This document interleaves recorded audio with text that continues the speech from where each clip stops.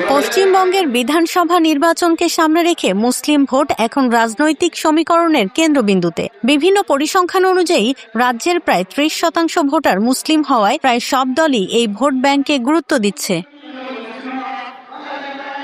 2011 সালের পর থেকে এই ভোট ব্যাংকের বড় অংশ রয়েছে তৃণমূল কংগ্রেসের দখলে। ফলে একদিকে যেমন এই সমর্থন ধরে রাখতে চাইছে দলটি, অন্যদিকে সিপিআইএম সহ বাম দলগুলো নতুন করে সংখ্যালঘু ভোট টানার চেষ্টা করছে। বিজেপি অবশ্য শাসক দলের বিরুদ্ধে তোষণের অভিযোগ তুললেও তাদের প্রার্থী তালিকায় কোনো মুসলিম মুখ নেই।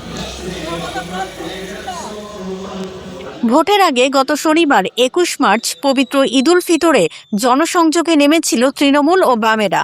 রাজ্যের মুখ্যমন্ত্রী মমতা বন্দ্যোপাধ্যায় কলকাতার রেড রোডে ঈদের নামাজে অংশ নিয়ে সম্প্রীতির বার্তা দেন এবং সংখ্যালঘুদের পাশে থাকার আশ্বাস দেন। তার সঙ্গে ছিলেন অভিষেক বন্দ্যোপাধ্যায়। কালার এক্সপার্ট এবং ডার্ক স্যাপ সমৃদ্ধ অরিক্স অ্যাডভান্স ডিটারজেন্ট পাউডার, আপনার লন্ড্রি এক্সপার্ট।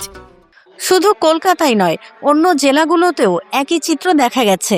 বিভিন্ন কেন্দ্রে তৃণমূল ও বাম প্রার্থীরা ঈদের নামাজে উপস্থিত থেকে মুসলিম সম্প্রদায়ের সঙ্গে শুভেচ্ছা বিনিময় করেছেন এবং ভোটের আগে সম্পর্ক মজবুত করার চেষ্টা করেছেন। তবে এই দৌড়ে অনেকটাই পিছিয়ে রয়েছে বিজেপি। ঈদের মঞ্চে তাদের উপস্থিতি ছিল তুলনামূলক কম।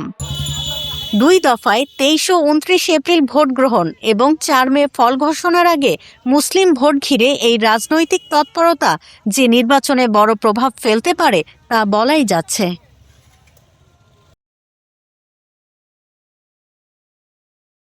কালার এক্সপার্ট এবং ডার্ক স্যাপ সমৃদ্ধ অরিক্স অ্যাডভান্স ডিটারজেন্ট পাউডার, আপনার লন্ড্রি এক্সপার্ট।